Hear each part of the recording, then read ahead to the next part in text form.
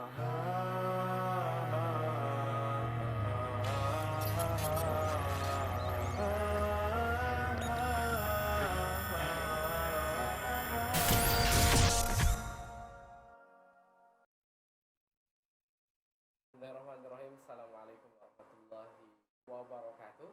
Alhamdulillah wassalatu wassalamu ala Rasulillah wa ala alihi wa ashabihi wa man walah. Sahabat keluarga muslim, sahabat Arisalah dimanapun Anda berada, seperti biasa di pukul 6 pagi ya, dan dalam program lagi online bersama saya Fatur Rahman dan juga ada rekan saya Mas Riyadi. Ya. Assalamualaikum. Waalaikumsalam warahmatullahi. Apa kabar? Sehat? Alhamdulillah sehat. Fatur sehat ya? Alhamdulillah. Alhamdulillah. Sehat. Insyaallah. Dan hari ini sangat spesial ya, sahabat keluarga muslim, sahabat Arisalah dimanapun Anda berada, karena serial setiap hari Senin, ya, iya. sudah beberapa pekan yang lalu kita membahas mengenai pengurusan Jenazah. jenazah. Ya, intinya mengurus masalah kematian lah ya. Betul ya. Ini di depan kita Hah? ada sesuatu yang sangat menarik ya, menarik juga, Sangat menyeramkan nggak? menyeramkan juga ya.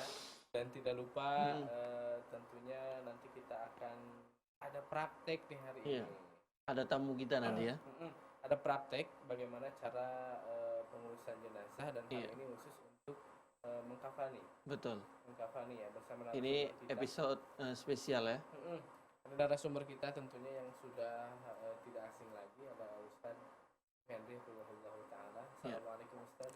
Waalaikumsalam warahmatullahi wabarakatuh. Kaifahalukum? Alhamdulillah bi khairin. Alhamdulillah. Alhamdulillah. Sehat ya? Alhamdulillah. Semoga sehat selalu Ustaz ya. Amin. Insyaallah amin.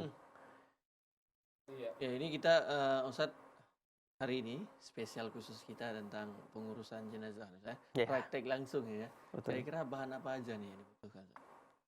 Ya, secara teori kita pernah sudah pernah menjelaskan kan tentang bagaimana tata cara mengkafani sesuai dengan tuntunan dari Rasulullah Sallallahu Alaihi Wasallam. Iya.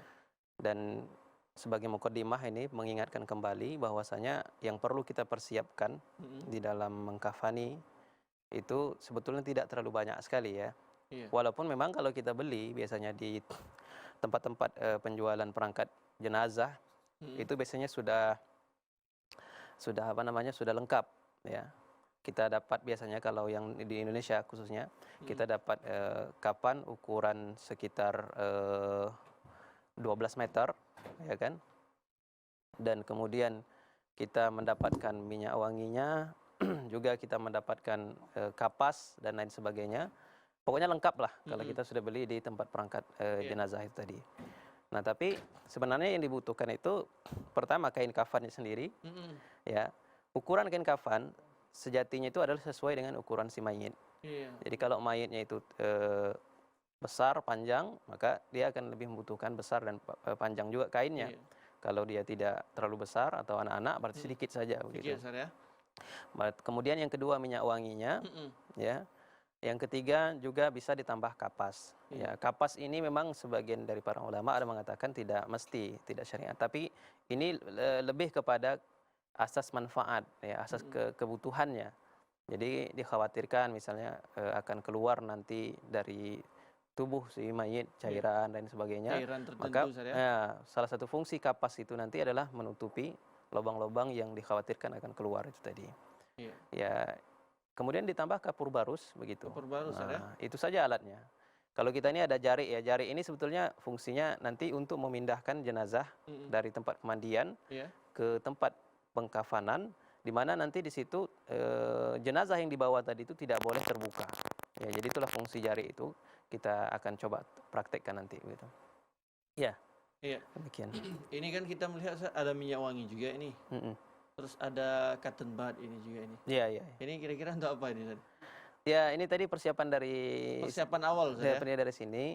Sebetulnya cotton bud itu difungsikan ketika mandi sebenarnya. Untuk mandi ya, membersihkan bagian-bagian kotoran-kotoran yang ada di dalam telinga, celah-celah dan dia tidak mesti cotton bud. Ya bisa juga dengan sobekan-sobekan kain. Biasanya kalau kita kain kafan itu bisa disobek-sobek sedikit, ukuran kecil, itu bisa digunakan untuk mencuci telinganya, membersihkan telinga, membersihkan hidung, termasuk untuk mensiwakkannya juga bisa pakai apa namanya potongan-potongan kain kafan yang kecil-kecil begitu. Iya. Terus kita ini saat apa namanya tadi kita berbicara tentang ukuran nih Ustaz ya. Iya. Apakah ukurannya itu harus pas badan aja atau harus kita lebihkan? Ini dia ya, ini sebagai penjelasan. Biasanya kalau kita beli di toko-toko perlengkapan jenazah itu, Iya. dia ada dua tipe, ya. Ada yang standar Indonesia yang makmul, dan saya kira nanti yang kain sama kita ini yang standar Indonesia ini. Standar saya. Iya. Itu ukurannya itu, ukuran lebar itu sama semua dibuatnya. Ya, panjang itu sekitar 12 meter, bisa dibagi 3 sama orang. Iya.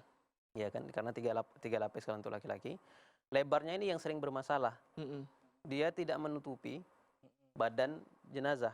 Makanya ada triknya biasanya kalau dilakukan. Dilakukan lapis silang dia. Nanti kita contohkan lah prakteknya lapis silang. Nah, sebetulnya ada tipe yang kedua kalau kita bisa pesan di tempat penjual itu, untuk lebarnya ini yang sering bermasalah. Jadi kita minta lebar yang ideal itu kalau perut si mayit misalnya, ukuran di badan ya. Kalau badan si mayit misalnya lebarnya kita katakan 50 cm misalnya gitu. Maka dia dibuat 3 kali itu. Artinya 150 cm lebarnya. Kalau dia misalnya lebarnya 60 kali 3 berarti 180.